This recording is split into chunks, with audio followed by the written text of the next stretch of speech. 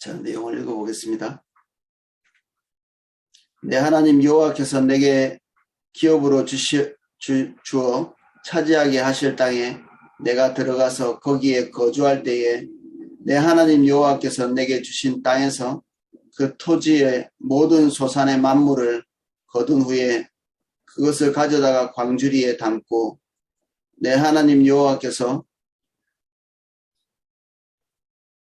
그의 이름을 두시려고 택하신 곳으로 그것을 가지고 가서 그때의 제사장에게 나아가 그에게 이르기를 내가 오늘 당신의 하나님 여호와께 아뢰나이다.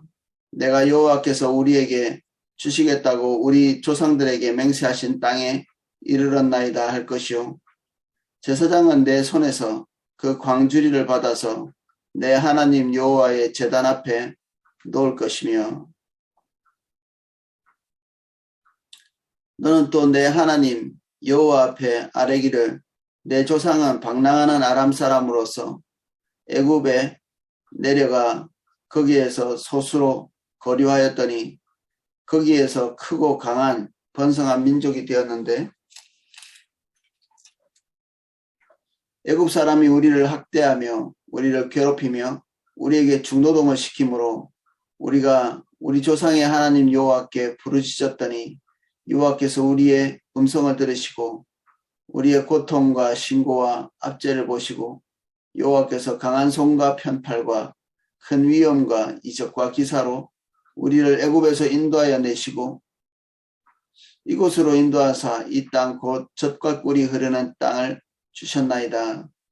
여호와여 내가 주께서 내게 주신 토지 소산 만물을 가져왔나이다 하고 너는 그것을 내 하나님 여호와 앞에 두고 내 하나님 여호와 앞에 경배할 것이며 내 하나님 여호와께서 너와 내 집에 주신 모든 복으로 말미암아 너는 레위인과 너희 가운데에 거류하는 객과 함께 즐거워할지니라. 아멘.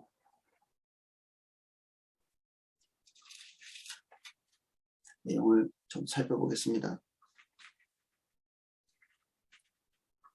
이 가나안 땅에 들어가고 난 다음에 거기에서 농사를 처음 지을 때 하나님께서 어떻게 하라 하는 그런 내용들을 담고 있습니다. 내 하나님 여호와께서 내게 기업으로 주어 차지하게 하실 땅에 내가 들어가서 거기에 거주할 때에 하나님께서 한 평의 땅도 40년 동안 주시지 않았죠. 이 40년 만에 이 광야 40년이 지나고 난 다음에 그들에게 소유물을 주십니다. 그들이 경제활동을 할 수 있고 곧 먹고 살 수 있는 그 땅을 공급하시면서 하나님이 그들과 관계를 맺게 하겠다. 내 하나님 여호와께서 내게 주신 땅에서 그 토지 모든 소산의 만물을 거둔 후에 그것을 가져다가 광주리에 담고 내 하나님 여호와께서 그 이름을 두시려고 택하신 곳으로 그것을 가지고 가서 지금까지는 하나님께서 이스라엘 백성들이 그날 하늘에서 내리는 만나 그것을 먹고 살 수 있도록 하셨죠. 이거는 규칙적인 수입이 될 수 없고 불규칙적인 수입으로 계속 그들을 먹이시고 그때마다 필요한 것을 공급하시고 이런 과정이죠. 거기에 무슨 소득이나 소출이나 이런 걸 말하기는 어렵죠. 하나님께서 전적인 공급을 하신다. 이거를 무려 40년 동안 배운 것입니다. 40년 동안. 하나님께서 그들의 필요를 채우신다. 이것을 배우는데 40년이 걸렸다. 하나님께서 우리의 공급을 책임지신다는 것을 우리가 믿는 데까지 걸리는 시간이 40년입니다. 이스라엘 백성에게는 그렇습니다. 한 번, 두 번 반복해서 되는 게 아니라 물이 떨어질 때마다 그리고 음식이 떨어질 때마다 고기가 없을 때마다 그리고 그들이 원하는 만큼 다양한 음식이 없는 것 때문에 불평하면서 그 모든 불평을 제거하고 주님께 초점 맞추고 주님으로부터 그들이 필요한 모든 공급을 얻을 수 있다. 어떤 방법을 통해서든지 그들에게 들어오는 수입, 소출 이런 것들이 결국 하나님의 손에서 나온 것이다 라는 것을 기억하는데 40년이 걸렸습니다.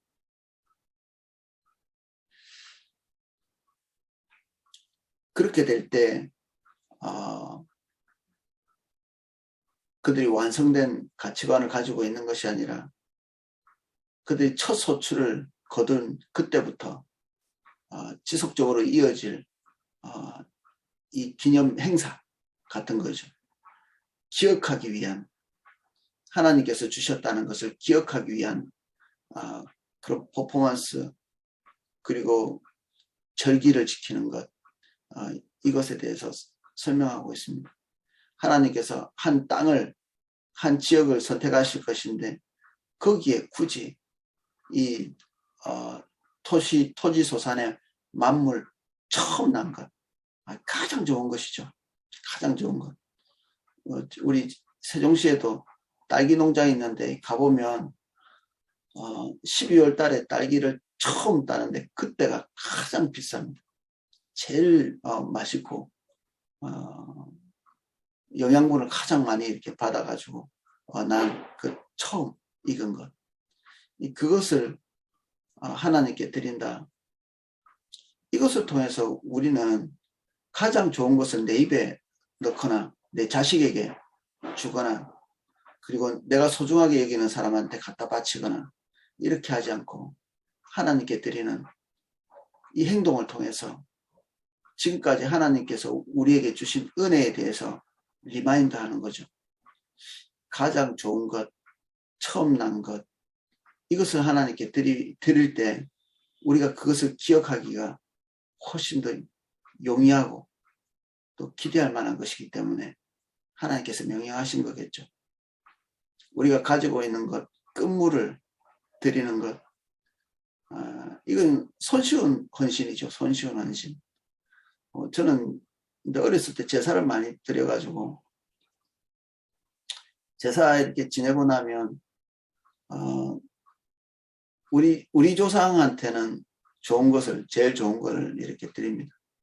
나머지 잡신들, 그들에게 드리는 것은 그 제사 드리고 남은 찌꺼기들을 조금씩 뜯어가지고 그 집 앞에 갖다 놓는, 명절 때 보면 집 앞에 내놓는 음식들이 그런 의미거든요.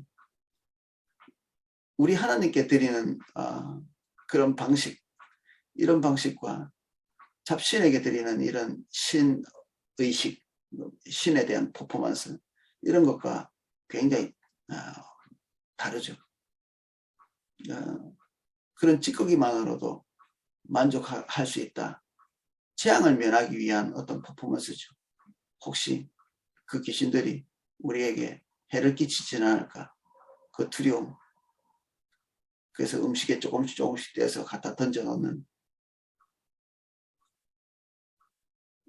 하나님께서 우리에게 말씀하신 것은 우리가 하나님의 공급을 잊지 않도록, 그 귀신들은 우리에게 얻어먹지 않으면 안 되는 존재, 이렇게 이해하고 주는 거거든요. 그런데 하나님께 드리는 것은 그렇지 않죠. 우리가 하나님의 공급이 아니면 살 수 없는, 이것을 계속 리마인드 하는 것입니다.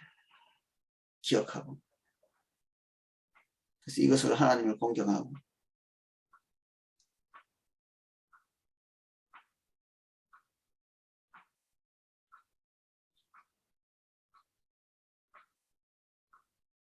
그때 제사장에게 나아가 그에게 이르기를, 내가 오늘 당신의 하나님 여호와께 아뢰나이다.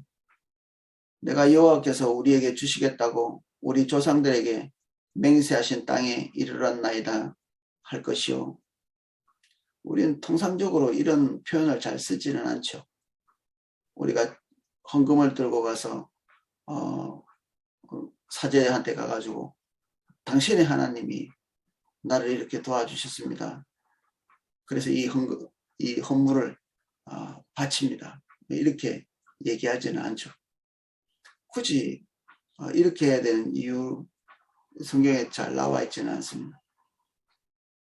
하나님께서 이 일을 할 수 있도록 따로 이렇게 성별된 그런 사람들을 놓고 그에게 가져가서 그가 그것을 받도록 하고, 이 사람이 직접 드리는 것이 아니라 이 제사장 역할을 하는 사람이 그것을 하나님께 봉헌하는 이런 과정을 거치죠. 한 단계 더. 그리고 나서 여기에 하나님을 지칭할 때 내 하나님 이렇게 부릅니다. 당신의 하나님. 나의 하나님이 아니라 당신의 하나님. 굉장히 생소했거든. 오늘 아침에 이것을 읽으면서 이건 정말 희한하구나. 그동안 우리가 익숙하게 초점 맞춰왔던 거는 나의 하나님이잖아요.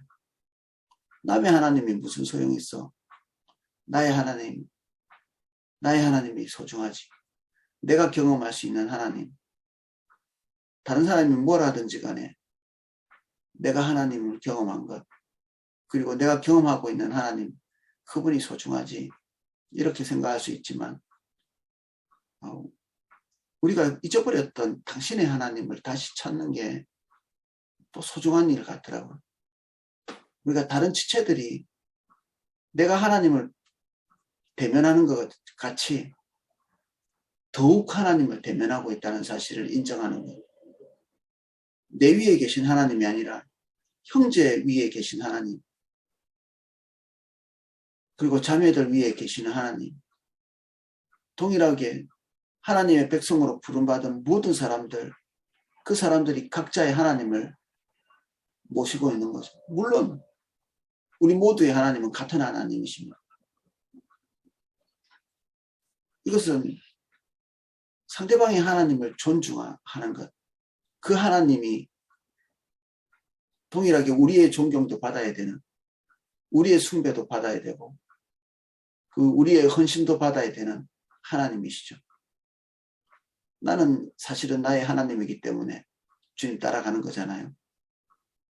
그런데 우리 형제의, 그리고 우리 지체들의 하나님을 우리가 존중하고 섬기면 동시에 그 사람을 섬기는 거죠. 당신이 주님을 따라가고 있다는 사실을 내가 압니다. 당신은 하나님의 종이고 하나님께서 당신을 주목하고 계시고 당신은 하나님의 존중을 받는 사람입니다. 이런 큰 상대방에 대한 존중이 있는 것이죠.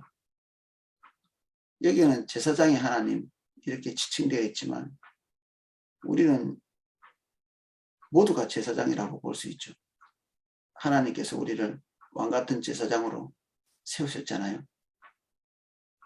내가 그런 존재이기 때문에 우리 많이 감격하지만 동시에 내가 보고 있는 매 주일마다 보는 오이코스마다 보는 그 상대방의 하나님, 그 하나님에 대해서 귀히 여길 수밖에 없죠. 그 형제를 귀히 여길 수밖에 없고. 저 어제도 어떤 오이코스에 방문을 했지만 한 지체 한 지체와 함께 하시는 하나님, 하나님께서 그 지체 한 사람 한 사람을 어떻게 여기시는가 이렇게 볼 때 제가 큰 감격 속에 빠집니다. 어떨 때는 나에게 거의 풀리지 않는 문제들이 있거든요. 개인적으로. 근데 상대방을 섬기는 과정에서 하나님께서 그 지체를 보시는 방법, 문제를 풀어가는 것, 기도사역을 통해서 전달하시고자 하시는 하나님의 말씀, 이것들을 통해서 나 자신도 똑같이 그 올무에서 빠져나오는 것을 볼 수 있거든요. 사실 거의 지체들이 빠져있는 어떤 올무, 이런 것들은 저도 어느 정도는 빠져있는 부분들이 있기 때문에 그 지체들이 하나님 앞에서 뭔가 해결되고 나올 때 사실 저도 해결되고 나올 때가 많습니다. 이게 참 신기하더라고요. 한 지체 한 지체, 그 지체가 당면한 과제들, 이것이 결국 내가 당면한 과제인 분리될 수 없는 존재, 그리스도의 몸으로서 존재하는 교회 안에 한 지체들이 서로 분리될 수 없는 존재, 그리고 마땅히 지체로서 우리의 존중을 받아야 될 존재들이죠.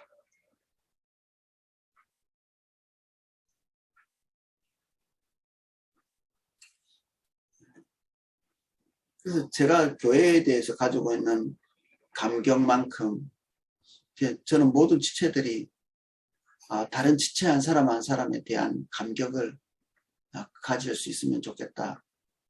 동시에 그가 하나님과 얼마나 긴밀한 관계를 가지고 있는지, 그 관계가 얼마나 고귀한 것인지 우리가 이해하는 게 필요할 것 같습니다.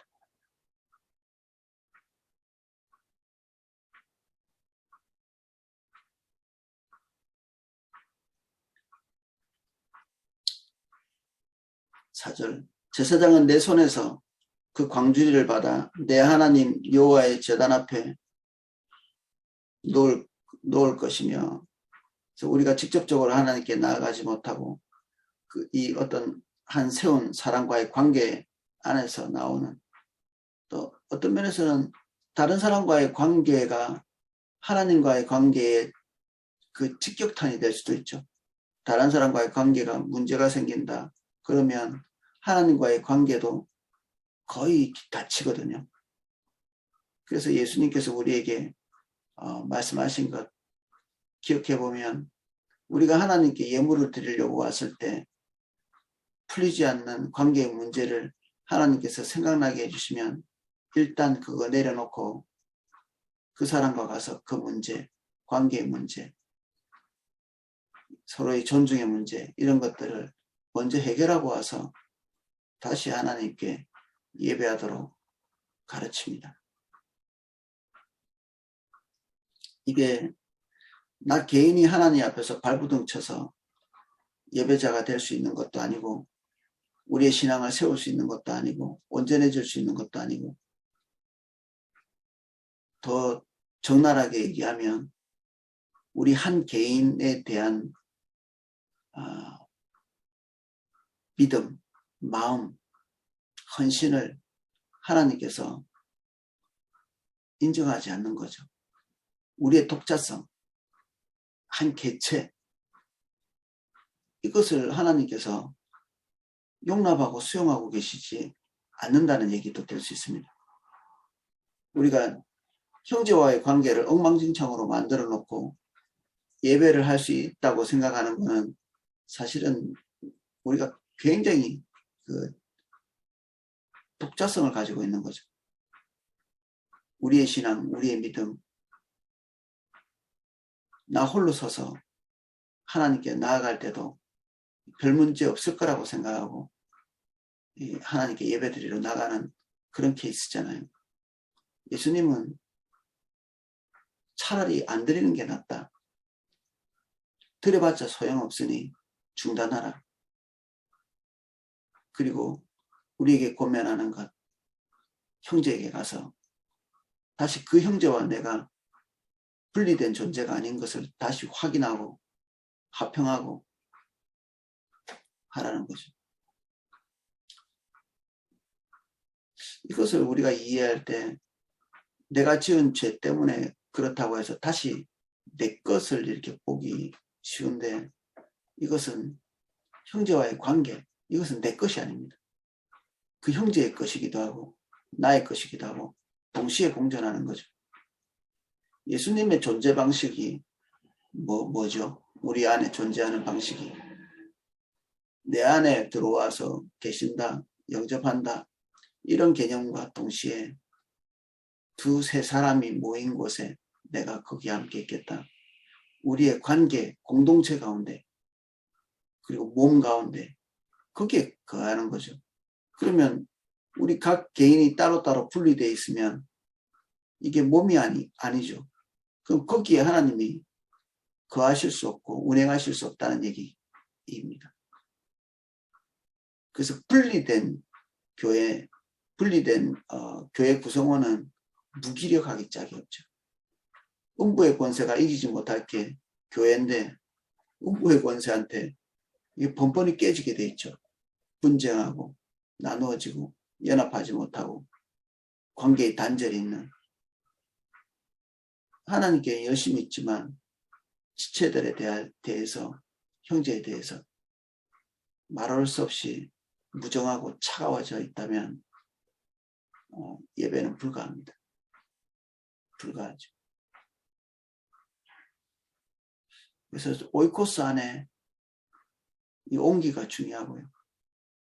오이코스를 소중히 여기지 않으면 하나님과의 관계에 안 되게 되어 있습니다. 안 됩니다. 오이코스가 나에게 하찮게 여겨진다면 이건 정말 이렇게 하나님과의 관계에 중대한 문제가 있죠. 그래서 오이코스를 소중히 여기지 않는 사람이 주님과의 관계가 바른 경우가 없습니다. 너무 피곤을 느끼게 할 만큼 많은 문제를 가지고 있습니다. 오이코스 안에 깊이 들어가지 못하고 때로는 머리 대려고 하기도 하고 그리고 오이코스 지체들을 조종하려고 하고 자기 목적과 이익 그것이 영적인 목적이라 할지라도 그것에 소모되는 어떤 존재로서 이해한다든지 성부, 성자, 성령께서는 서로를 이용해 먹지 않으십니다.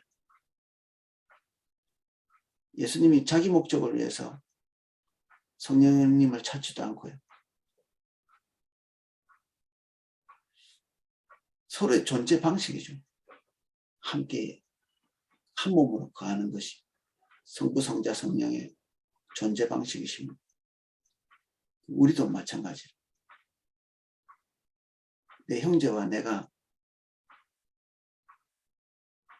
한 몸으로서 존재하는 것입니다. 이게 교회의 존재 방식이고 주님이 이것을 기뻐하시기 때문에 두세 사람이 모여 이건 단순히 회합한다는 뜻이 아니라 온전한 관계를 맺고 있는 것, 한 몸 되어 있는 것, 거기에 거주하시겠다고 말씀하시는 것이죠.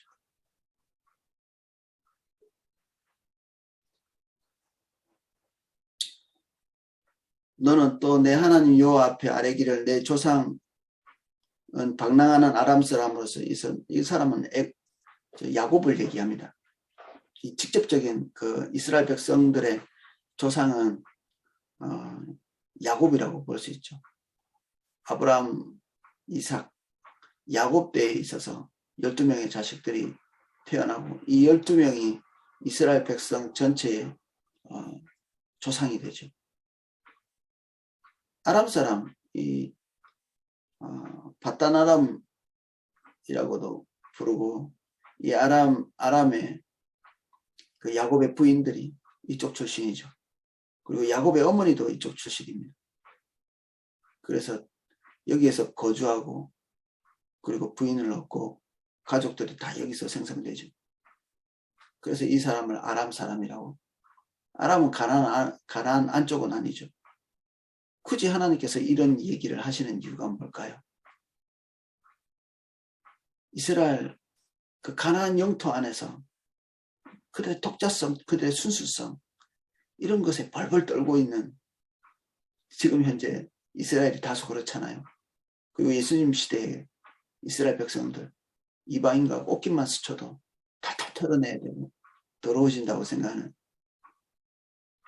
이런 것들에 대해서 하나님께서 이방인에게 훼손당하고 짓밟히고 이런 과정을 허락하시면서 이들에 있는 생각을 깨뜨리시는 거죠.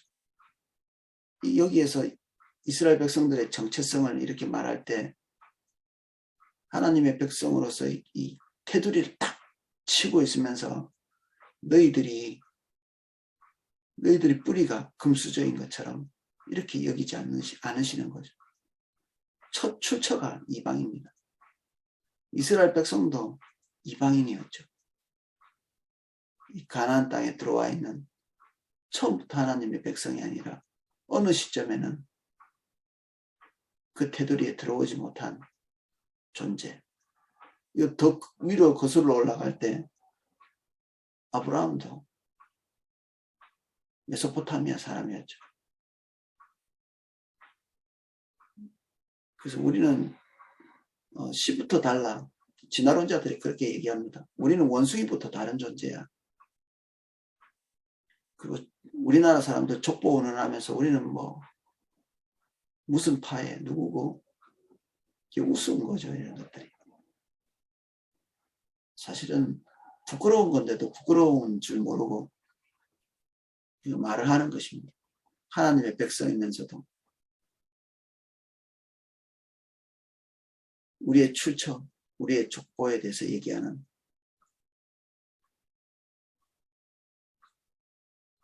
하나님의 백성답지 않은 자부심. 주님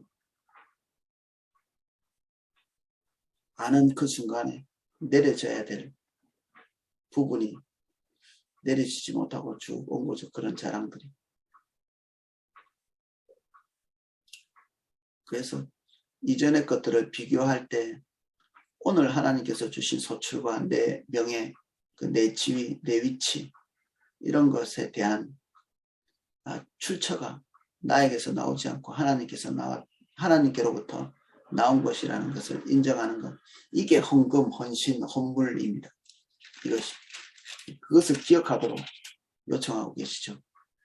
애국 사람이 우리를 학대하며 우리를 괴롭히며 우리에게 중노동을 시키므로 우리가 우리 조상의 하나님 여호와께 부르짖었더니 여호와께서 우리 음성을 들으시고 우리의 고통과 신고와 압제를 보시고 자유가 빼앗기고 그리고 그 정신적으로 육체적으로 압박을 가하는 이게 과거의 그들의 처지였다. 여호와께서 강한 손과 편팔과 큰 위엄과 이적과 기사로 우리를 애굽에서 인도하여 내시고 이곳으로 인도하사 이 땅 곧 적과 꿀이 흐르는 땅을 주셨나이다. 거기에서 우리를 탈출하게 하시고 오늘 우리의 존재는 하나님의 구원을 통해서 있는 것이다. 이렇게 얘기하고 있습니다. 이스라엘 백성들은 이거 기억하는데 어려움을 겪었죠.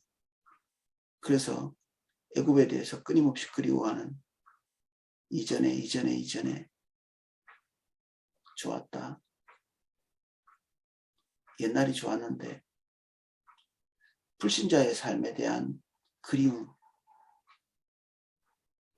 세속의 것을 쫓아다니는 로망, 이게 우리 안에 잔존해서 오늘 주님께서 우리에게 주신 평온, 기쁨, 희락, 희열 이런 것들을 몽땅 다 놓치게 합니다. 주님 따라가는 것은 우리에게는 황홀한 거죠. 사실은. 그 황홀함을 놓치는 기쁨을 놓치는 10절 읽어보겠습니다. 여호와여 이제 내가 주께서 내게 주신 토지 소사 만물을 가져왔나이다 하고 너는 그것을 내 하나님 여호와 앞에 두고 내 하나님 여호와 앞에 경배할 것이며 내 하나님 여호와께서 너와 내 집에 주신 모든 복으로 말미암아 너는 레위인과 너희 가운데 거류하는 객과 함께 즐거워할지어다.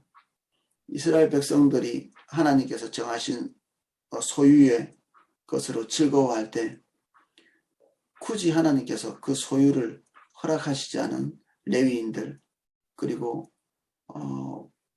불가피 이스라엘 백성의 계통이 아니기 때문에 이 객들은 이제 이방인들을 얘기하는 건데 이 사람들은 땅 자체가 없죠. 그래서 경제활동의 근간이 되는 이 땅이 없기 때문에 가난할 수밖에 없는 이러한 사람들과 함께 그 즐거움 하나님께서 그들에게 소유물로 주신 그 땅 거기서 난 소유물 그거 거둬들이는 것이 고통스러운 일인가요? 즐거운 일이죠. 우리가 소득이 생기고 그리고 물질적인 부가 축적되고 이런 것들을 벌어내는 것 이것이 우리에게 기쁨이 되는 것 자체가 범죄가 아니죠. 정말 우리는 우리가 하는 일 때문에 좋아하고 즐거워하게 돼 있잖아요. 그것이 헛수고로 돌아가지 않고 다 우리가 땀 흘린 것에 대한 소득을 확 획득하는 것 기쁜 일이죠. 근데 그 기쁨을 하나님의 은혜로 여기고, 그리고 이 기쁨을 누리지 못하는 존재들과 같이 이것을 나누면서 하나님께 예배하는 것이죠. 결국 우리가 예배하는 그 주일날, 그리고 일정한 기간 동안에 이스라엘 백성들이 하고 있는 것처럼 이것들을 들고 성전에 가서 예배하고 하는 이 모든 것에 대한 출처는 우리의 구원에 대한 것이고, 동시에 일주일 내내 땀 흘려서 일한 그 장소에서의 어떤 엑기스와, 그리고 이 모든 것에 대한 상징물인 헌물과, 이렇게 이것이 다 모아져서 주일날 하나님 앞에 드리고 교제하는, 하나님께 드리는 헌물과 그리고 성도와의 교제, 이런 것이 예배 전체를 구성하는 것입니다. 완전히 잊고 살다가 단절된 주일과 일상이 단절되고 우리의 과거가 단절되고, 이 단절된 상태에서 하나님께 드리는 예배의 순간, 한순간에 모든 것이 결정되는 것이 아니라 나머지 6일의 일상, 우리의 과거의 삶, 주님과의 그 관계에 들어온 그때부터 기억하고 우리의 일상을 거기에 포함시키고, 그리고 그것에 대한 열매로서의 그 예배가 있는 것이죠. 그래서 예배를 우리가 드릴 때 예배가 잘 되지 않는다 그러면 우리의 믿음부터 점검해야 되고, 하나님과의 관계 점검하고, 그 다음에 사랑과의 관계, 그리고 일주일 내내 내가 주님과 동행하지 못한 부분들이 있는지 살펴보고, 그리고 오늘 하나님께 나오는, 그리고 교회에 나오는, 교회에 있는 지체들과의 관계를 가지는 것에 대한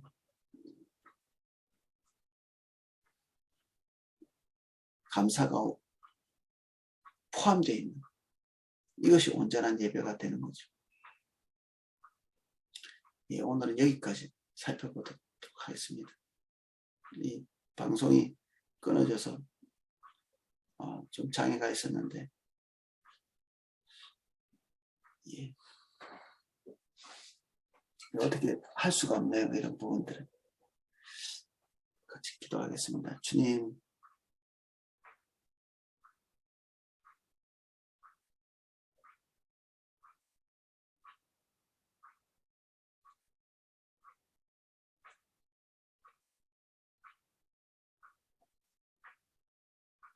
우리는 온전한 예배에 대해서 갈망이 있습니다. 이 온전한 예배가 주일 하루에 완성되지 못합니다.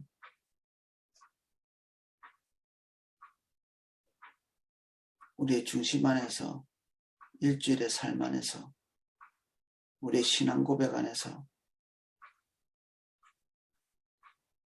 우리의 삶의 거대한 실체로부터 이 하나님과의 관계, 교회 안에서의 일어나는 이 예배가 온전해집니다.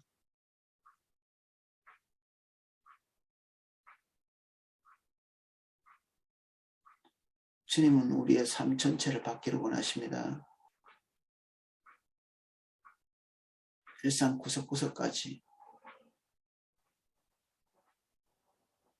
주님의 시선이 닿지 않는 곳이 없습니다.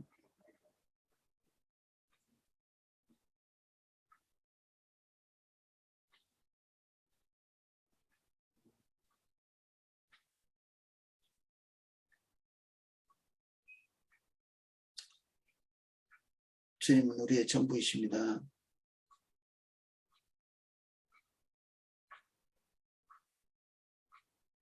우리에게 온전함을 주십시오.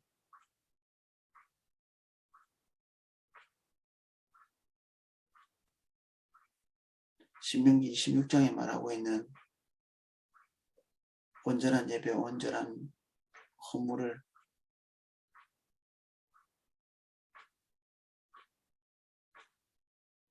완성할 수 있게 해주십시오.